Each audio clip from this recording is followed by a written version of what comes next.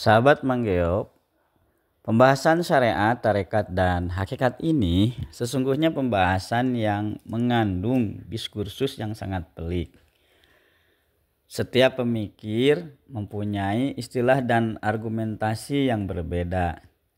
Masing-masing mempunyai cara pandang yang beragam sesuai dengan latar belakang masing-masing.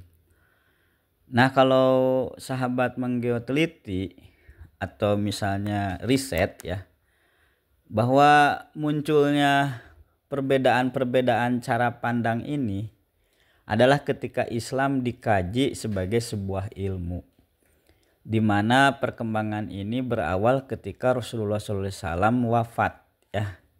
Jadi ketika Rasulullah wafat, sedetik kemudian maka muncullah di situ perbedaan pendapat di antara para sahabat.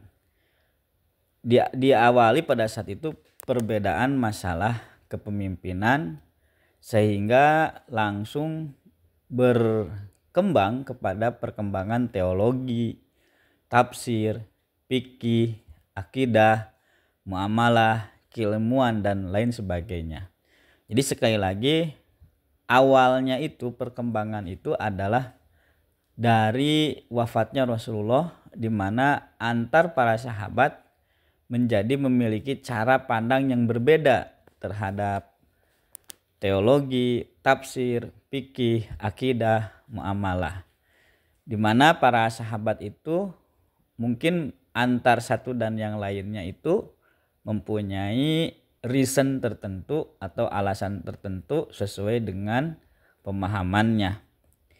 Sahabat Manggeo, sahabat MDT yang dimuliakan oleh Allah Subhanahu wa taala, bahwa perkembangan epistemologi atau pengetahuan itu semakin besar ya. Jadi setelah 200 tahun Rasulullah meninggal, itu semakin berkembang pesat ya. Di mana di sana berkembang ilmu fikih yang berbeda pada setiap tokoh.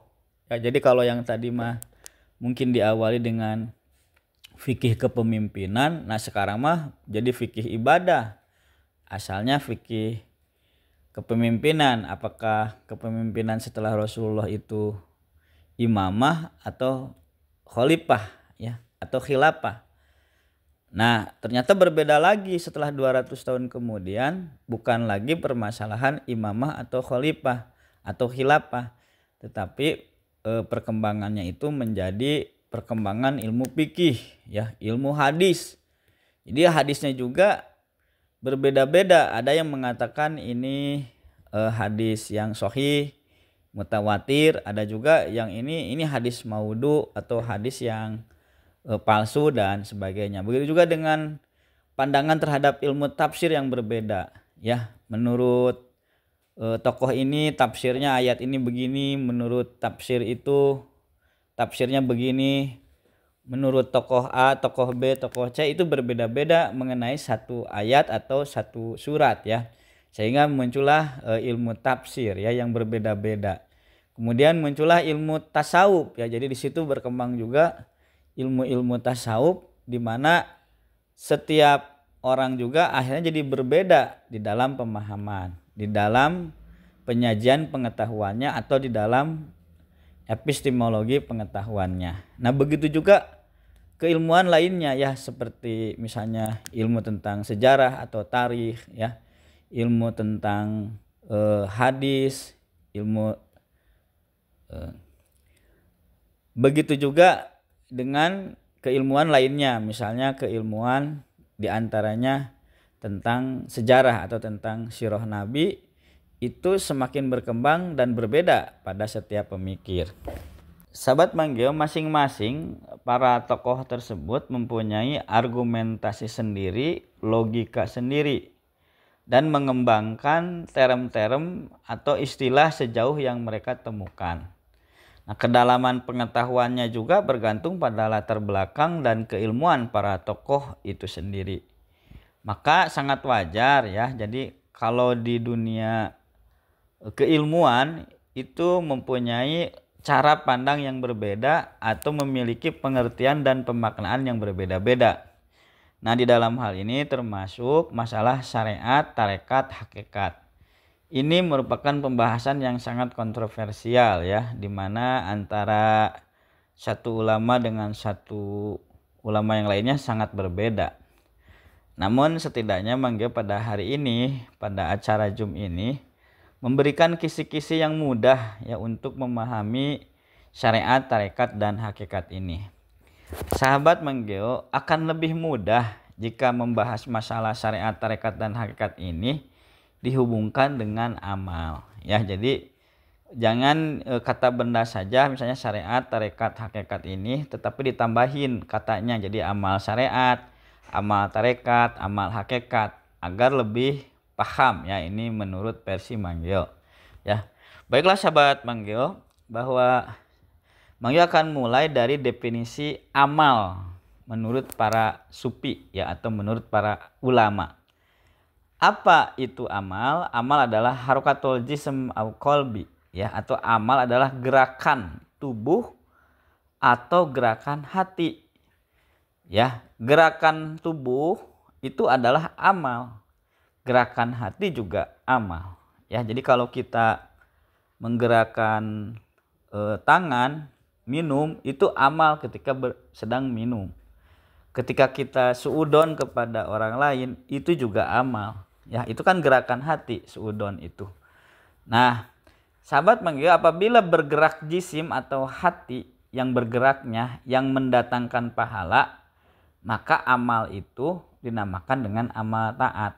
Ya, jadi kalau jisim atau hati yang mendatangkan pahala, maka disebutnya amal taat. Misalnya kita menggerakkan tangan untuk sholat ya, Allahu Akbar, maka itu adalah amal taat ya, maka mendapat pahala. Tapi kalau misalnya contoh lagi, kita misalnya di dalam hati mengatakan ingin sekali saya memberikan kebaikan pada anak yatim dan duafa. Nah, ini juga namanya amal taat ya. Itu juga disebut amal ya. Nah, jadi amal itu bisa jadi keterpaduan antara amal jisim dan amal hati, atau amal jisim dan hati yang mendatangkan pahala ya. Nah, sahabat Manggil, apabila bergerak jisim atau hati yang mendatangkan siksa, maka dinamakan amal maksiat. Jadi ketika kita misalnya tangan ini memegang minuman keras ya, yang dilarang oleh Allah, maka ketika kita minumnya itu, tubuh kita itu sudah melakukan yang namanya amal maksiat. Jadi geraknya tangan ini menjadi geraknya maksiat ya. Nah, kemudian hatinya juga sama. Ketika kita berniat untuk minum minuman keras, maka itu termasuk juga maksiat juga ya. Jadi ketika kita mengatakan saya sudah beramal ya sahabat Manggil, maka di belakangnya itu apa? Apakah amal taat atau amal maksiat ya. Jadi amal itu gerakan. Sekali lagi, amal itu gerakan, baik gerakan hati maupun gerakan yang sifatnya fisik begitu ya. Nah, amal yang dinamakan taat itu oleh para ulama dibagi menjadi 3. Nah, disinilah muncul ya, 1 amal syariat, 2 amal tarekat, dan yang ketiga amal hakikat. Begitu ya sahabat Manggil. Jangan berhenti ya sahabat-sahabat semua pada amal syariat saja. Jangan juga berhenti pada amal tarekat saja. Tapi kita harus komprehensif ya. Jadi kita harus syariat, tarekat, dan hakikat itu harus satu kesatuan, gak boleh dipisahin ya, begitu sahabat Manggil ya. Nah, amal yang berkaitan dengan syariat adalah amal yang berkaitan dengan liislahil jawarih ya. Jadi artinya memperbaiki atau membaguskan tubuh atau menghiasi tubuh fisik ya. Jadi yang zohir ini itu namanya amal syariat ya. Nah, amal syariat ini adalah amal-amal yang berkaitan sekali lagi dengan membaguskan tubuh atau fisik agar menjadi yang beribadah kepada Allah. Bagaimana caranya memperbaiki dan menghiasi tubuh ini? Yang pertama adalah dengan beribadah yang baik kepada Allah Subhanahu wa taala. Ya, yang kedua adalah dengan taubat. Yang ketiga adalah dengan bertakwa. Yang keempat adalah dengan istiqomah. Nah, ini adalah cara supaya kita menjaga amal syariat, ya. Jadi yang pertama, hendaknya tubuh fisik ini liislahil jawarih, dengan cara semua anggota tubuh ini jangan sampai membuat amal maksiat ya kepada Allah, ya. Nah, jadi jangan sampai ada amal maksiat kepada Allah. Kalau kita melakukan amal maksiat, sahabat Manggyo, segeralah bertaubat. Jadi tadi yang pertama kita harus ibadah. Kalau kita tidak ibadah, maka kita harus bertaubat kepada Allah Subhanahu wa taala. Bertaubatlah segera, jangan ditunda-tunda. Wasari'u ila magfiruh. Begitu kata Allah Subhanahu wa taala dalam surat Al-Imran ayat 133. Jangan terus-menerus kita berada dalam maksiat dan memelihara dosa, ya. Misalnya kita menahan harta yang bukan haknya. Ini kan uang itu ada haknya, ya, 8 asnaf. Ada haknya kaum fakir, miskin, amilin, ya, kemudian mu'alaf dan sebagainya. Itu jangan ditahan, karena ditahan juga tidak akan berkah, ya. Jangan menyimpan harta orang lain. Bertaubatlah, kasihin kepada orang lain. Misalnya berhenti fisik ini bekerja di tempat maksiat, berhenti daripada kita nanti diazab oleh Allah. Berhentilah dari tempat-tempat yang maksiat itu. Segera banyak pekerjaan juga yang mendatangkan ketaatan, ya. Nah, sahabat Manggyo, bertakwalah dimanapun kita berada. Jangan sampai bertakwa di masjid tapi di pasar tidak, ya. Di masjidnya hebat, suka zikir, sholatnya bagus, ya, bahkan dia hafal 30 juz, tapi ketika di kantor DPR dia tidak bertakwa. Nah, itu nggak boleh, ya. Jadi harus sama bertakwa. Jadi rakyat harus bertakwa, jadi pemimpin juga harus bertakwa. Jadi rakyat asalnya jadi pemimpin, terus kemudian diturunkan jadi rakyat, terus jadi nggak mau bertakwa. Nggak boleh begitu, ya sahabat Manggyo, ya. Nah, jadi pemimpin juga harus bertakwa. Jangan mentang-mentang jadi pemimpin akhirnya menjadi sombong. Sombong itu adalah tidak mau melaksanakan wahyu Allah. Itu namanya sombong, ya. Bukan sombong Sunda. Kalau sombong Sunda mah, mending nggak pernah datang, mending sombong. Nah, itu sombongnya bukan sombong dalam arti sombong kata Quran, tapi itu mah sombong Sunda, ya. Nah, sahabat Manggyo dimanapun berada, istiqomahlah dalam keadaan takwa. Jangan sampai kita memelihara dosa, ya. Jadi jangan sampai kita fisiknya ini memelihara dosa. Hati-hati, lihat ada harta orang lain nggak di rekening kita. Ada harta orang lain nggak di dompet kita, kasihin, ya. Boleh dikasihin ke Al-Kasab, pesantren yatim duafa Al-Kasab, boleh, ya, disedekahin. Nah, sahabat Manggyo, amal yang berkaitan dengan tarekat ini yang kedua, ya, adalah amal yang berkaitan dengan bagusnya hati, li islahil qalbi. Misalnya sidqut tawajuh ala Allah, ikhlas, ridho, mahabbah, tawakal. Jadi yang pertama adalah amal syariat, yaitu amal yang berkaitan dengan bagusnya fisik, ya.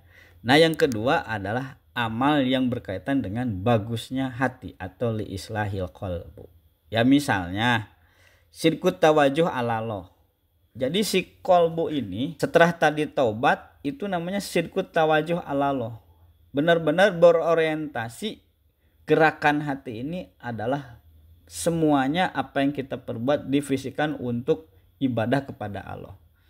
Ya, kita kuliah bukan untuk gelar, tapi kuliah adalah untuk ibadah kepada Allah, ya, dengan diimplementasikan mencari ilmu, kemudian ilmunya untuk nanti kelak dimanfaatkan bagi pembangunan pendidikan umat dan umat untuk pembangunan mardotilah misalnya. Nah, itu sidqut tawajuh ala Allah. Mencari harta bukan untuk kaya, tapi mencari harta untuk berjuang di jalan Allah, hartanya diberikan untuk di jalan Allah. Itu namanya sidqut tawajuh ala Allah. Ya, menjadi pemimpin bukan supaya wah dipuji ya, bukan supaya wah dibilang hebat, populer, bukan, tapi supaya sidqut tawajuh ala Allah, berorientasi kepada Allah, agar bisa kebijakan-kebijakan itu kita membuat kebijakan yang sesuai dengan firman Allah. Nah, itu namanya amal tarekat ya. Jadi amal yang untuk membaguskan hati. Ke Allah itu harus ikhlas, memurnikan. Jangan sampai ada yang ditakuti selain daripada Allah. Ya, ikhlas. Ikhlas itu artinya memurnikan penghambaan kita kepada Allah, memurnikan dari zat, asma dan sifatnya, hanya Allah saja yang wujud. La maujuda illallah, ya. Harus ridho juga. Kita harus ridho diberikan takdir apapun oleh Allah Subhanahu wa taala, karena kita harus siap untuk menjadi tanda-tanda kekuasaan Allah di muka bumi ini, ya. Nah, kemudian contohnya lagi mahabbah, ya. Kita harus mencintai Allah di atas segalanya. Kalau mencintai Allah, harus mencintai juga makhluk Allah, ya. Kita harus menyebarkan cinta kasih kepada sesama, ya, bukan menyebarkan kebencian, bukan menyebarkan kekerasan, bukan menyebarkan sesuatu yang berefek negatif di masyarakat, ya. Jangan sampai kita menjadi kiai, menjadi penceramah di masjid bukannya menyebarkan sesuatu yang mahabbah atau rasa cinta kepada kaum muslimin muslimat, ini malah perpecahan. Nah, ini dia tidak punya mahabbah, dia tidak punya amal tarekat, ya, amalnya hatinya belum li islahil qalbu. Jadi dia belum islah qalbunya, ya. Nah, yang contohnya lagi adalah tawakal. Tawakal itu artinya menyandarkan kepada Allah saja segala sesuatu. Masa depan jangan takut kita mau masuk wilayah pensiun menjadi anxiety atau takut pada masa depan. Kenapa? Semuanya juga pada dasarnya dari Allah. Kita lahir nggak punya apa-apa dan pulang juga ya dalam keadaan tidak membawa apa-apa. Tawakallah kepada Allah artinya menyandarkan segala sesuatu kepada Allah saja. Tawakal itu artinya menyandarkan kepada yang kuat. Yang kuat itu adalah Allah. Bagaimana mungkin kita menyandarkan kepada istri, pada suami, ya, pada presiden, pada istilahnya RT, RW, lurah, menyandarkan pada teman. Mereka itu adalah rapuh semuanya. Hanya Allah lah yang kuat. La haula wala quwata illa billah. Makanya sandarkanlah diri ini kepada Allah saja. Nah, sahabat Manggio, dalam amal tarekat ini banyak menu yang ditawarkan oleh mursyid, ya. Jadi mursyid ini adalah para profesor, ya, para penemu, ya, penemu dalam bidang membaguskan amal hati. Banyak sekali desainnya, ya, sehingga asalnya dari profesornya atau dari mursyidnya, kemudian dari mursyid itu menjadi sebuah kelompok yang membesar sehingga jadilah aliran tarekat, ya. Ada banyak, ya, ada 43 namanya tarekat yang sanadnya mu'tabaroh, yaitu yang menyambung dengan Rasulullah SAW. Ada tarekat Qadariyah, Naqsabandiyah, Syatariyah, Cistiyah, Saziliyah, dan lain sebagainya, yang semuanya itu pada prinsipnya adalah membimbing umat agar mencapai li islahil qalbu. Jadi kalau kita masuk tarekat itu niatnya adalah li islahil qalbu, supaya hati kita benar-benar menjadi rapi, hati kita benar-benar menjadi baik, hati kita benar-benar damai, benar-benar fokus sidqut tawajuh ala Allah. Itu adalah namanya amal tarekat. Jadi amal tarekat ini adalah amal yang berkaitan dengan li islahil qalbu, ya. Nah, kemudian yang ketiga, sahabat manggil, adalah amal yang berkaitan dengan hakikat, yaitu amal yang berkaitan dengan bagusnya nafas dan amal yang berkaitan dengan bagusnya ruh, ya. Yaitu yang merasakan kehadiran Allah. Jadi di sini kalau udah amal yang sifatnya hakikat, dia itu naik, ya. Tadi kan dari tubuh, ya, dari fisik kemudian ke kolbu. Nah, ini naik lagi, ya, ini merasakan kehadiran Allah dalam kehidupan, dan ini sangat mahal, ya. Di dalam tradisi para ulama, kehadiran Allah ini adalah hakikat daripada takwa.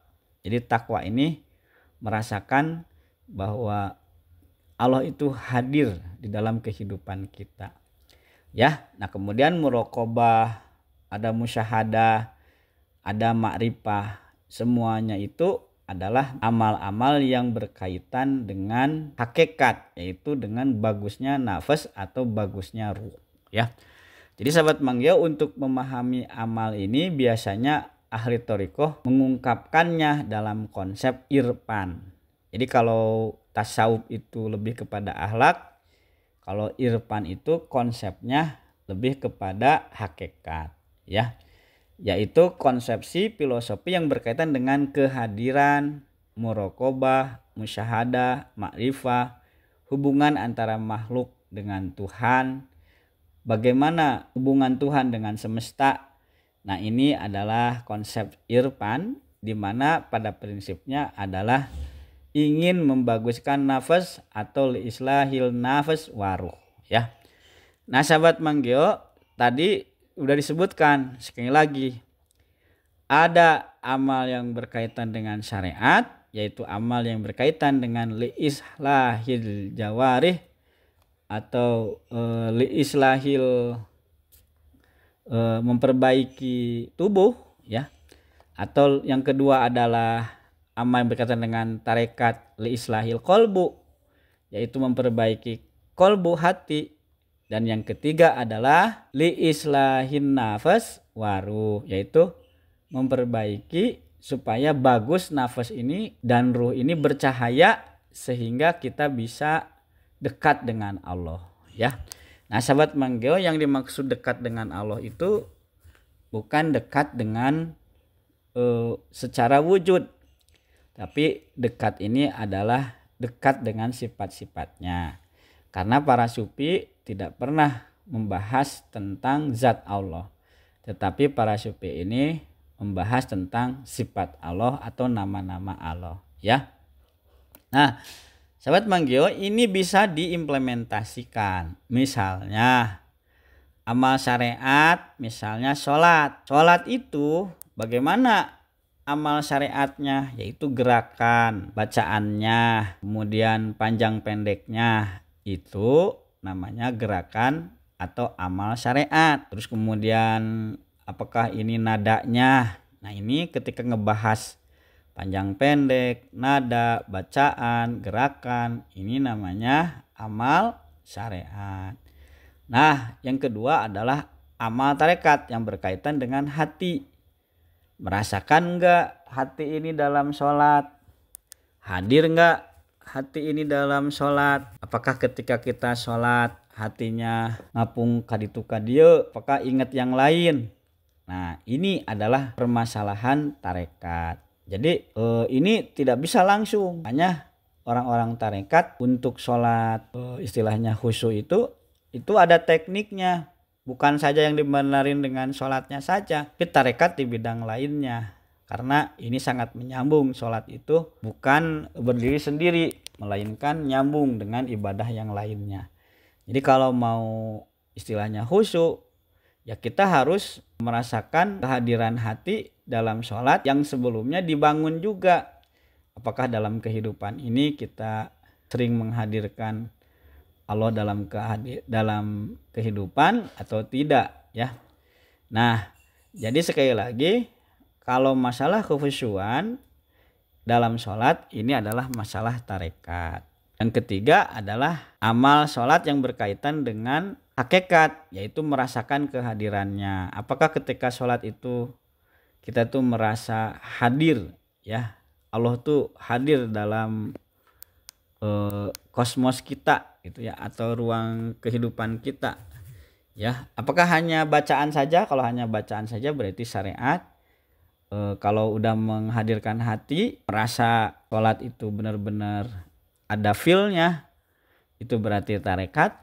Kalau yang ketiga, ketika sholat itu menjadi mi'raj, yang menjadi komunikasi, sholat itu menjadi alat untuk berdialog kepada Allah. Nah, ini namanya amal hakikat. Tentu saja nggak bisa langsung ya. Ini perlu metode khusus ya. Tidak bisa langsung naik gitu ya. Ada makom-makomnya ya. Nah, begitu juga dengan pelaksanaan saum. Saum secara syariat ya menahan lapar, haus dan seks. Tapi secara tarekat hadir nggak ketika saum itu hati kita? Atau kita merasa ini mah ibadah tradisi aja. Hadir nggak kita memaknai nggak ketika kita tidak makan minum tuh hati kita paham tidak? Nah, itu ketika berkaitan dengan tarekat. Ketika kita saum itu ada nggak kehadiran Tuhan dalam kehidupan? Nah, ini adalah hakikat ya. Nah, begitu juga dengan zakat ya, dengan haji, dengan syahadat, muamalah lainnya, yaitu ada yang namanya syariat, tarekat, dan hakikat ya. Ketika kita bisa merealisasikan syariat, tarekat, dan hakikat dalam ibadah, maka kita berarti telah bermakrifah ya, begitu sahabat Manggio menurut para ulama. Nah, jadi nggak boleh kita ini pisahin syariat, tarekat, dan hakikat. Tidak bisa kita bilang saya mah udah tarekat jadi nggak usah sholat. Nggak bisa, harus sholat aja. Dan saya mah sudah aliran tarekat, yang suka sholat makan itu gerakan. Berarti kalau gerakan mah itu mah masih level 1. Oh tidak, Rasulullah itu ya syariatnya dilakukan, tarekatnya dilakukan, hakikatnya juga dilakukan ya. Jadi tidak boleh kita memisahkan antara syariat, tarekat, hakikat, karena semuanya adalah kesatuan yang tidak boleh dipisahkan. Hanya orang zindik ya atau sesat saja yang tidak rela menjadikan antara relasi syariat dan tarekat dan hakikat. Ya, jadi ini semuanya saling menyatu. Ya, jadi ini bukan level pilihan. Setelah syariatnya ke tarekat, syariatnya dibuang. Oh bukan. Ini menyatu. Dan setelah syariat saja, ya bagaimana kita merasakan sholat khusyuk kalau hanya bacaan saja? Naik dong ke tarekat. Ke tarekat juga hati udah hadir nih. Ayat-ayat Qur'annya kita resapi ya, kita maknai, merasakan kehadiran Tuhan atau tidak. Nah, berarti masuk ke dunia hakikat. Ini semua nggak boleh dipisahin ya. Nah, itu saja sahabat Manggio, sekali lagi bahwa syariat, tarekat, dan hakikat ini sesungguhnya merupakan pembahasan yang sangat penting, dan setiap umat Islam menurut Manggio harus meningkatkan intensitas syariatnya menuju supaya lebih bertarekat dan supaya lebih berhakikat. Jadi semuanya ini satu kesatuan. Sahabat Manggio, yang tepat itu tadi kalau misalnya Manggio salah penyebutan, yang tepat itu bukan li islahil qalbu tapi li islahil qalbi ya, biar lebih bagus ya ucapannya. Marilah kita tutup dengan istighfar. Astagfirullahaladzim, astagfirullahaladzim. Silahkan bagi sahabat Manggio yang mau bertanya. Assalamualaikum warahmatullahi wabarakatuh.